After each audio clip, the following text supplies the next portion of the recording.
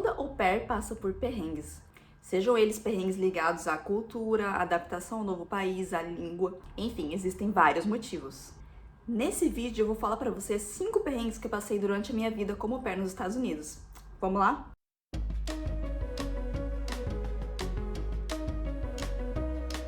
Olá pessoal, tudo bem com vocês? Aqui é a Suelen do Guia do Estrangeiro e hoje eu vou contar pra vocês um pouco sobre os perrengues que eu passei na minha vida como au pair nos Estados Unidos. Bom, eu fui au pair nos Estados Unidos durante 2 anos e foi uma ótima experiência, claro, né? Mas não tem como a gente negar que tiveram muitos perrengues que eu tive que passar durante esse período.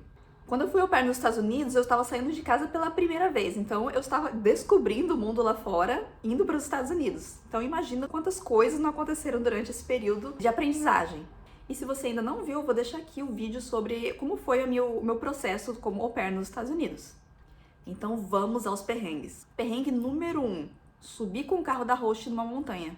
Bom, esse perrengue não fazia nem 3 semanas que eu estava na casa da família. Eu morava em uma cidadezinha muito pequena, não tinha ninguém perto de mim, não tinha um cluster, né, que são o grupo com as au pairs da região, não tinha au pair na região. Tinha apenas uma colombiana que morava em uma cidade a meia hora de onde eu morava, que a gente saía de vez em quando, mas fora isso não tinha mais ninguém. Porém, os au pair meetings, que são os encontros que as LCCs fazem com as au pairs, acho que é um encontro mensal, se não me engano. Então, o que a agência fez? Ela me colocou em um cluster mais próximo possível com au pairs de outra área. Eu morava na área de Massachusetts, ficava um pouco mais de 1 hora de onde eu morava. O primeiro meeting que eu fui era na casa de uma menina que tinha uma piscina, né? A família dela tinha uma piscina, então a gente ia fazer uma pool party. Tinha a colombiana que morava meia hora da minha casa, mas ela não tinha acesso ao carro. Então, a minha LCC falou com ela, falou com a família dela trouxe ela até a minha casa e a gente foi da minha casa até o encontro. Mas tiveram algumas coisas que aconteceram até eu chegar na casa.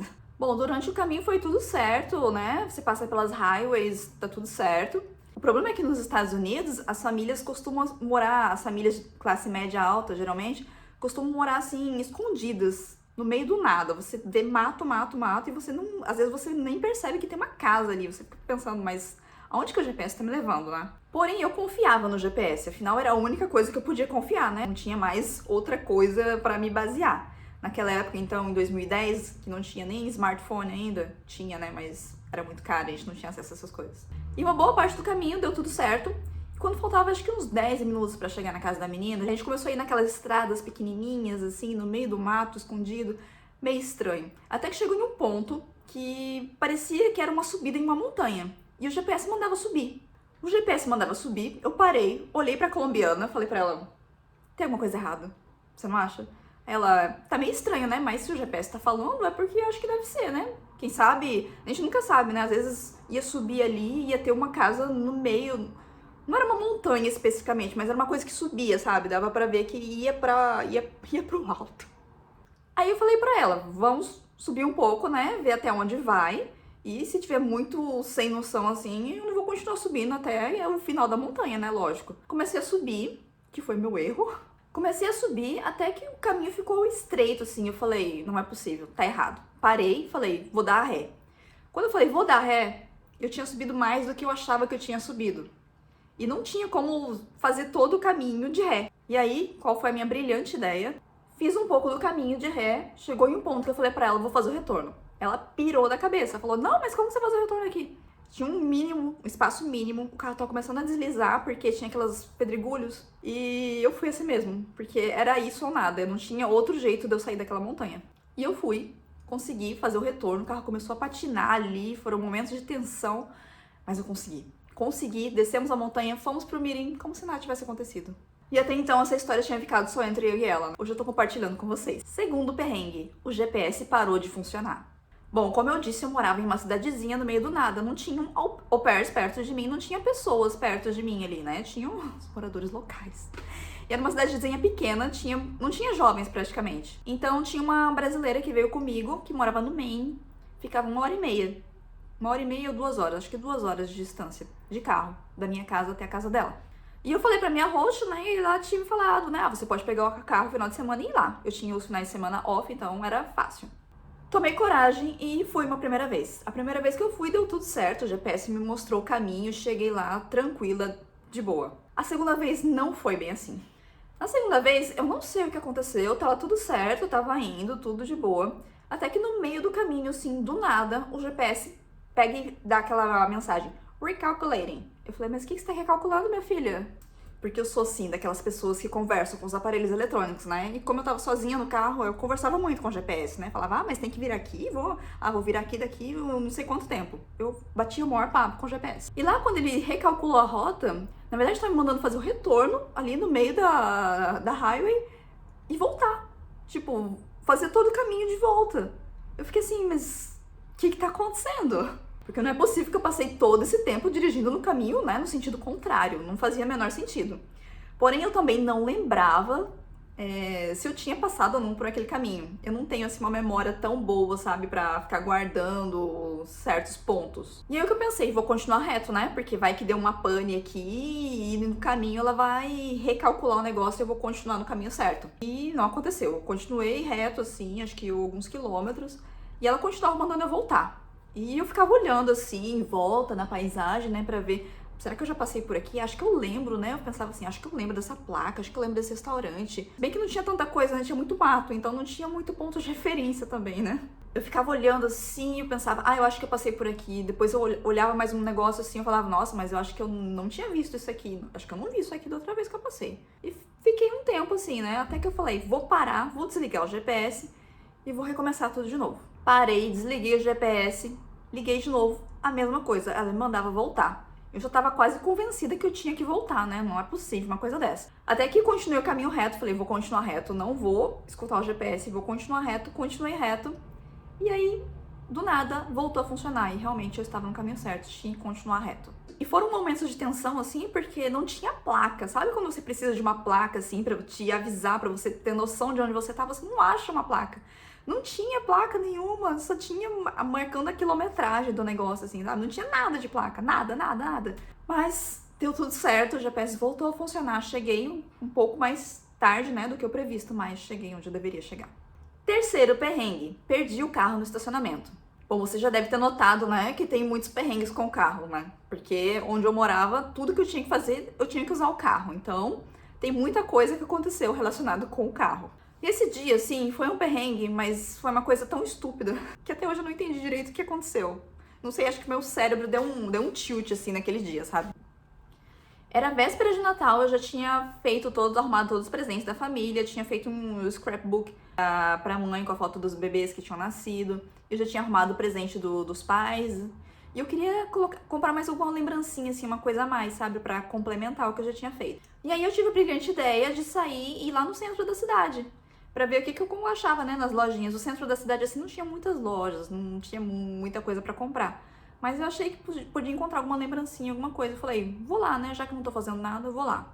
Já tava de noite, eu fui. Tinha um estacionamento na cidade, assim, acho que tinha uns 5 andares. Eu estacionei do lado do elevador ali, que eu lembro, né? Do lado do elevador. Falei, vou colocar aqui porque já é um ponto de referência, né? Já sei que tá do lado do elevador. Só que o que eu não pensei é que tinham vários pisos. E eu não notei em que piso eu estava. Aí saí, fui, dei uma volta, não achei nada e fiquei sem paciência. Falei, vou pra casa, tava muito frio. No dia seguinte ia ter uma tempestade de neve, então tava muito frio. Falei, vou voltar pra casa, larga a mão, já tenho o presente que precisa. Fui embora, fui pro estacionamento, né? Cheguei no estacionamento lá do lado do elevador, onde deveria estar o carro. Não tinha nada. Minha primeira reação foi aquele choque, assim. Roubaram o carro? Não é possível. Uma cidade de 5 mil habitantes roubaram o meu carro. Que, aliás, era um carro velho, sujo. Quem que ia querer roubar um carro daquele? Mas essa foi a primeira coisa que passou pela minha cabeça, né? Aí depois eu parei assim, respirei. Vou respirar, vou começar tudo de novo. Saí do estacionamento, voltei. Nada. Falei, tem alguma coisa estranha. Subi, desci e fiz várias manobras, várias manipulações ali pra ver onde é que eu tava, o que tava acontecendo, né? E nada de achar o bendito do carro. Aí eu já tava quase ligando pra minha host pra falar pra ela, eu vim aqui no centro da cidade e eu não tô achando o carro. Me ajuda. Até que não sei o que eu fiz, ou que nessas idas e vindas eu acabei achando o carro. Quando eu achei o carro, assim, foi aquele aquela paz, sabe? Era o que eu tava precisando, eu não aguentava mais, eu queria voltar pra casa. Tava um frio, muito frio, muito frio. Acho que eu também nunca contei essa história pra minha host, porque perder o carro no estacionamento é uma coisa assim... Ainda mais na cidade que eu morava, né? Uma cidadezinha pequenininha, o estacionamento não era tão grande assim. Ele tinha vários andares, mas não era tão grande. Mas eu consegui perder o carro. Quarto perrengue. Deixei o carro no estacionamento em um final de semana inteiro. Bom, essa história aconteceu no Memorial Day, que é um dos grandes feriados que tem nos Estados Unidos. As pessoas, né, geralmente vão viajar e tudo mais. Como eu morava em uma cidadezinha pequena, a minha host deu a segunda-feira livre. Geralmente, né, eu trabalhava, ela me deu a segunda-feira livre. E eu marquei com as minhas amigas, eu tinha uma amiga que morava lá na Pensilvânia ali. E a gente marcou, vamos pra Washington, D.C. E era muito tempo pra ir de carro dirigindo, né, sozinha. Então a minha host falou, você pega o ônibus, né, você pode ir até Connecticut, em Hartford, e você pega o ônibus ali e de lá você vai, né. Tá certo. E eu perguntei pra ela, né, como funciona em relação a estacionamento, e o que ela tinha me dito é que, como era um final de semana muito longo, né, era um feriado, tava todo mundo descansando de boa, então o estacionamento na rua, né, ele era livre. E quando ela me falou isso, eu nem me preocupei em procurar estacionamento pago, né? Nem pensei na possibilidade de que não teria uma vaga, né, disponível. E adivinha qual foi o meu pior erro? Exatamente esse. Eu cheguei até adiantada, comecei a andar ali, era perto de um shopping onde o Megabus ele parava. Eu comecei a andar por ali e não tinha uma vaga, tava tudo lotado, não tinha ninguém que ia sair, não tinha ninguém, não tinha nada, sabe, não tem nada, não tinha uma opção. Acho que eu devo ter andado uns 20 minutos ali em torno procurando uma vaga e não achava uma vaga e tava quase na hora do meu ônibus sair. E a única coisa que tinha perto era um shopping, justamente o shopping onde o ônibus saía. E aí eu me desesperei, né? Meu Deus do céu, eu vou perder o meu final de semana. A minha chance, assim, do ano de poder passear, de ter uma vida social, de encontrar minha amiga. Eu queria muito esse final de semana. E aí, naquele desespero todo, o que eu fiz? Entrei no estacionamento do shopping, não vi nem quanto custava. Estacionei e tive que sair correndo. Peguei a minha mala e saí correndo pra pegar o ônibus, porque já tava na hora do ônibus sair. Não vi preço, não vi se podia, não vi se não podia, não vi nada, só deixei o carro ali e foi embora. A minha host mandou uma mensagem perguntando, e aí, você conseguiu achar uma vaga? Eu não tive coragem de falar pra ela, eu deixei o carro em estacionamento de um shopping. Então eu falei, não, tá tudo certo. A verdade é que eu passei o final de semana todinho super estressada. Eu ficava pensando, será que eles vão ver o carro, né? Achar que o carro tá abandonado ali, fazia dias, 2 dias, né, que o carro ficou lá. Será que eles vão guinchar o carro? Será que eu vou encontrar o carro lá? Será que alguém vai roubar o carro? Será que eles vão tentar entrar, vão quebrar o vidro pra ver se tem alguma coisa dentro? Nossa, todos os cenários possíveis e imaginários passavam na minha cabeça, assim, durante esse final de semana em Washington, D.C. Tive meu final de semana, mas não foi um final de semana tranquilo, assim. Até eu lembro que a minha host mandou uma mensagem, assim, do nada, só perguntando como que tava, né, meu final de semana. E quando eu vi o nome dela, assim, no meu telefone, vi aquele pânico, assim, sabe? Nossa, alguém ligou pra ela e falou que o carro tá no estacionamento. Ela vai me ligar falando, mas que você fez? Por que você não me falou nada? Pânico total. Mas na verdade ela mandou só um SMS pra perguntar como que tava o final de semana, se eu tava curtindo. Ela era super simpática. Agora eu rio, mas na hora a vontade era de chorar. Bom, o final de semana terminou, peguei o ônibus de volta pra Hartford. E aí, aquele momento de tensão, né? Quando o ônibus tava chegando assim, eu ficava pensando, por favor, o carro esteja onde eu deixei. Eu pensando, né, como é que eu vou embora daqui se o carro não estiver ali, como que eu vou embora daqui? Como que eu vou ligar pra minha host e falar que eu perdi o carro, né? O carro foi guinchado, sei lá o que aconteceu. Mas, felizmente, quando eu cheguei no estacionamento assim, só tinha o meu carro.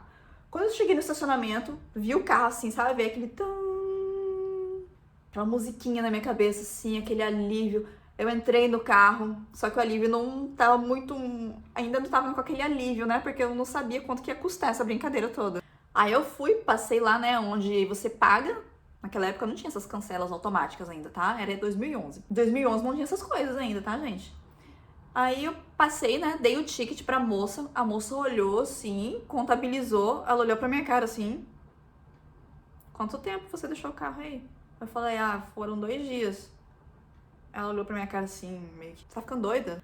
Aí ela me falou quanto custou, foi $93. Ela falou, quando ela me falou assim, $93, eu pensei, bom, metade do meu salário, né?